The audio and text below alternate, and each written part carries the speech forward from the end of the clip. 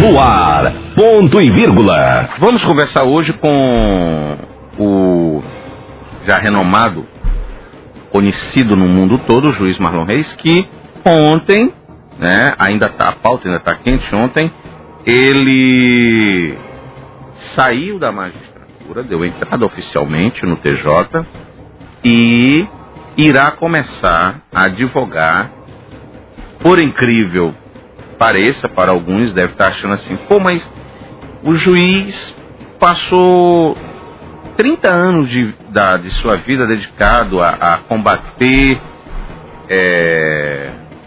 essa questão de políticos corruptos, foi autor de uma lei que hoje deixa muito político pé da vida com o juiz, e de repente o juiz se aposenta e parece que foi mordido pela mosca azul, amigo Leandro e amigo Federico, foi mordido pela mosca azul e cai justamente no circo, digamos assim, da política. Porque ele vai ser, a partir de ontem, ele oficializou, ser advogado de um partido político. Não fica assim um negócio meio um contrassenso, assim, uma coisa meio... o cara falou tanto, falou, de repente vai cair também na vala comum, ou ele irá fazer diferente? Tem-se a esperança que ele faça diferente. Tem-se a esperança que o juiz possa começar a mudar essa história dos políticos corruptos, dessa guerra de liminares, do golpe, do impeachment. Uns dizem que é golpe, outros dizem que é constitucional. Bom, nada mais, nada melhor, quer dizer, do que o próprio juiz Marlon Reis, que está aqui, está na ponta da linha com a gente, irá esclarecer esse e outras perguntas aqui no ponto e vírgula. Boa noite, excelência. É meritíssimo agora, né? Não, antes era meritíssimo, agora é excelência? Tanto faz, eu não me apego muito a esses títulos, não. Não, porque eu estava falando que Vossa Excelência passou os 30 anos de sua carreira dedicado à questão do combate à corrupção, do combate aos políticos, aos nobres parlamentares, né?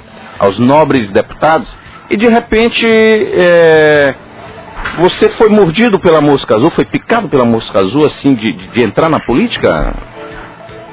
Bom, primeiro, a política não é uma atividade de bandidos que deve ser demonizada. Eu jamais fiz isso. Eu sempre disse que o espaço político precisa ser ocupado, e sempre fiz questão de denunciar a usurpação do espaço político por pessoas que não são políticas, porque quem pratica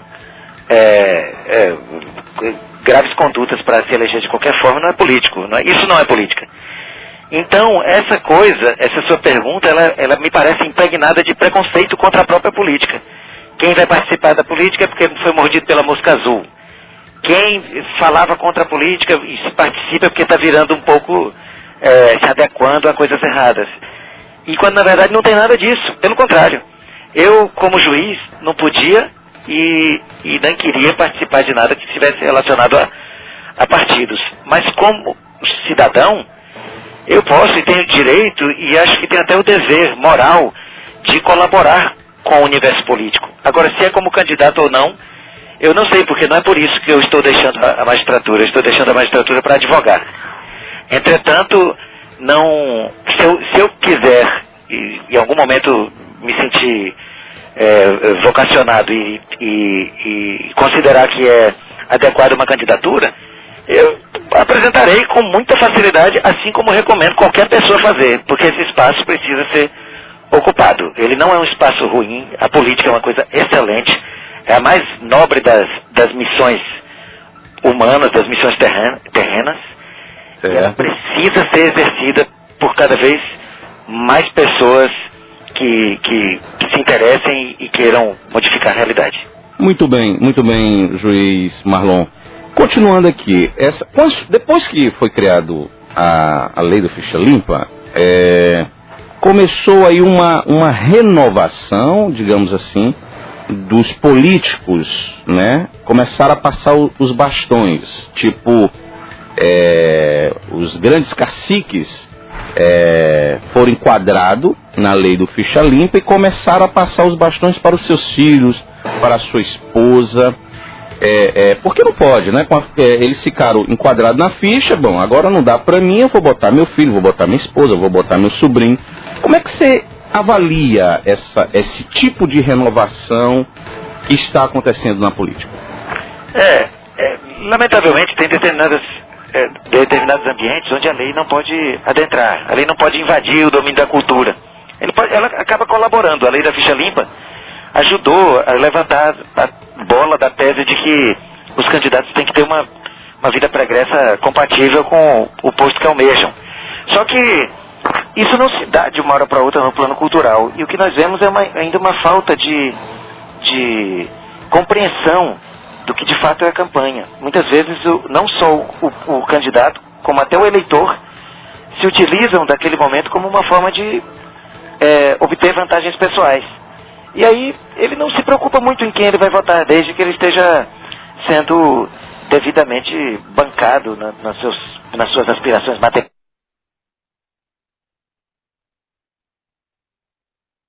momentâneas ali. Então isso é um problema cultural.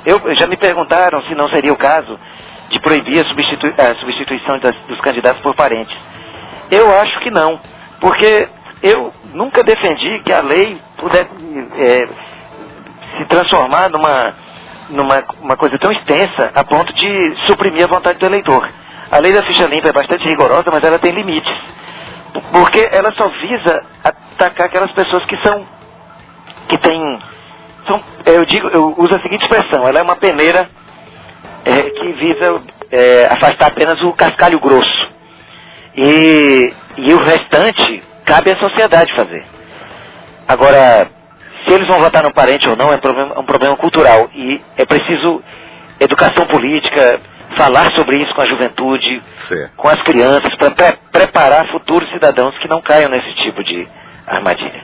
Joiz Marlon Reis, que está em Belém hoje, participando de alguma palestra, enfim. O senhor é o autor da lei da ficha limpa, é autor também do livro Nobre Deputado, no Maranhão de muitos Cândidos Peçanhas.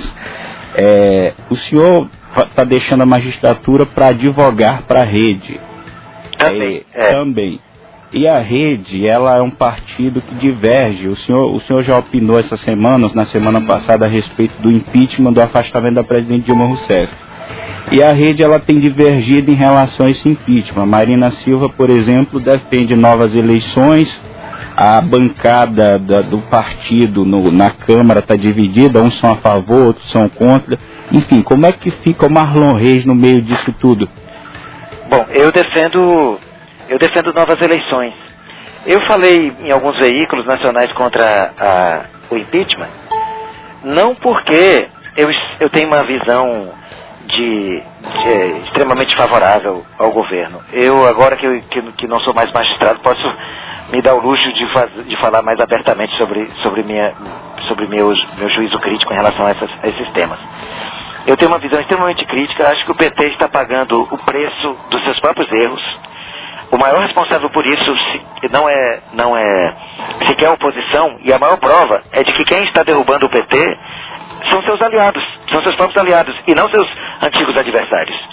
Os antigos adversários do PT não têm a menor possibilidade, não tinham a menor força política de fazer isso. Quem está derrubando são os próprios aliados, aqueles que o próprio PT ergueu, e por isso eu vejo,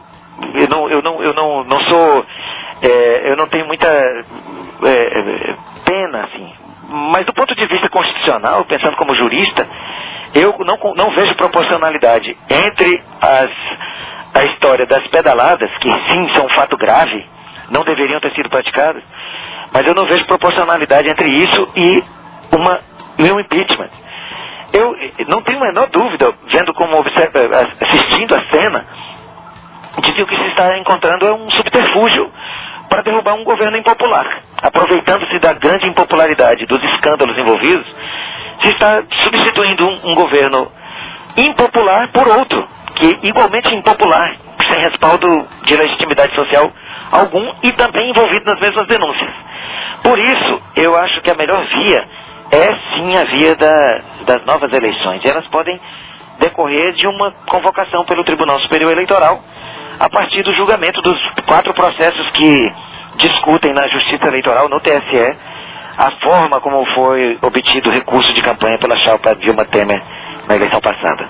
Marlon Reis. Marlon Reis, aqui é Frederico Luiz, de Imperatriz. Oi, Frederico. E eu queria tirar uma dúvida. Caso o vice-presidente Michel Temer também seja cassado, assume o presidente... Bom, caiu de Imperatriz. Bom, eu vou aproveitar Mas eu posso até responder a pergunta dele. Eu entendi Claro. pela parte que até onde chegou. Diga. Qual é a consequência de uma eventual cassação do um possível presidente Michel Temer? E eu já complemento fazendo a pergunta do Carlos Cunha aqui pelo WhatsApp. Tá. Qual a sua opinião em relação ao impeachment? Se é um golpe ou não? Tá. Bom, eu vou começar por essa outra aqui, então.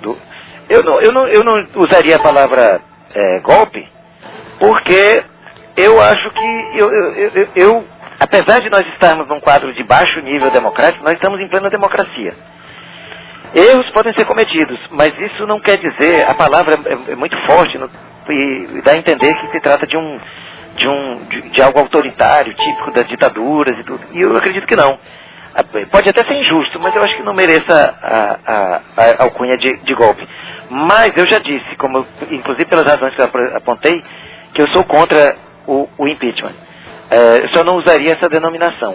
Agora, o que acontece se o Temer também perdeu o mandato, só que cassado pela Justiça Eleitoral?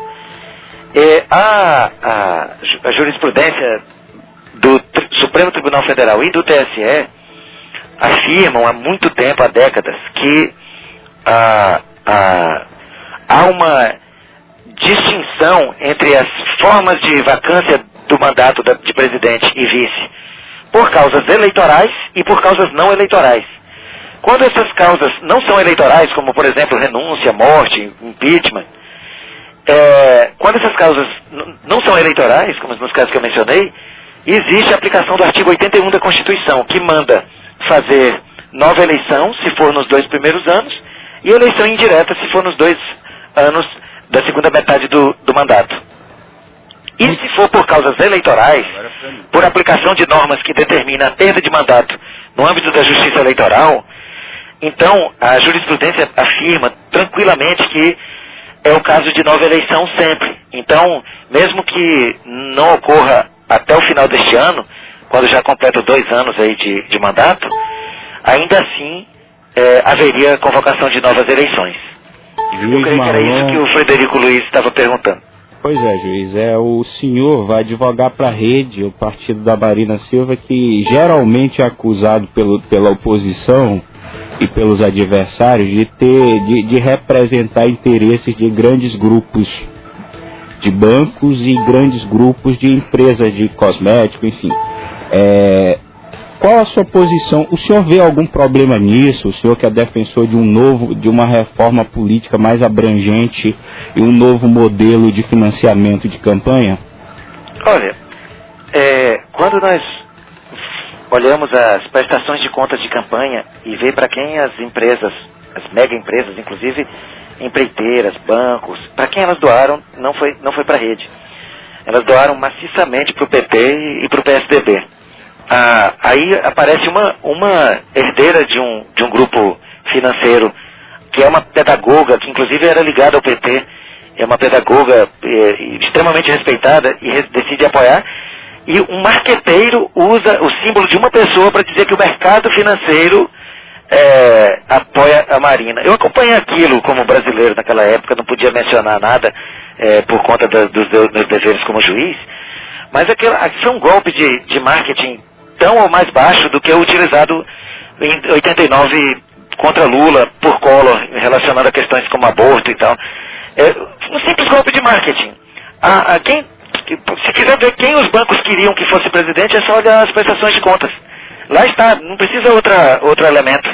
Eles financiaram as candidaturas de Lula, de Dilma e de Aécio. maciçamente, jogaram muito dinheiro, as dezenas de milhões, e também as empreiteiras que tinham essa prioridade. É uma questão fácil de ser resolvida, porque, na verdade, foi apenas um golpe de baixo nível de marketing.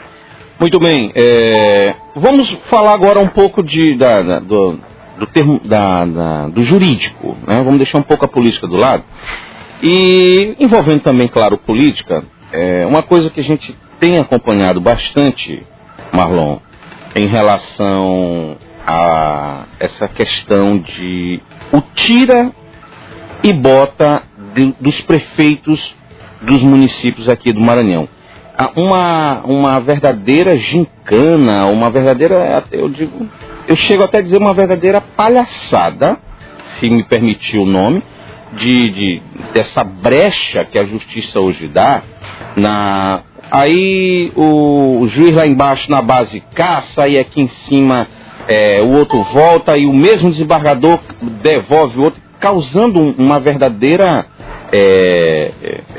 insegurança, não só para o município no geral, mas também para a população.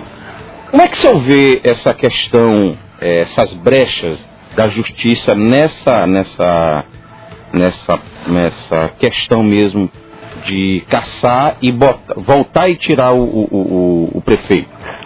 Houve uma mudança na legislação eleitoral agora no final de 2015, na Lei 13.165, que promete diminuir esse fato como esse.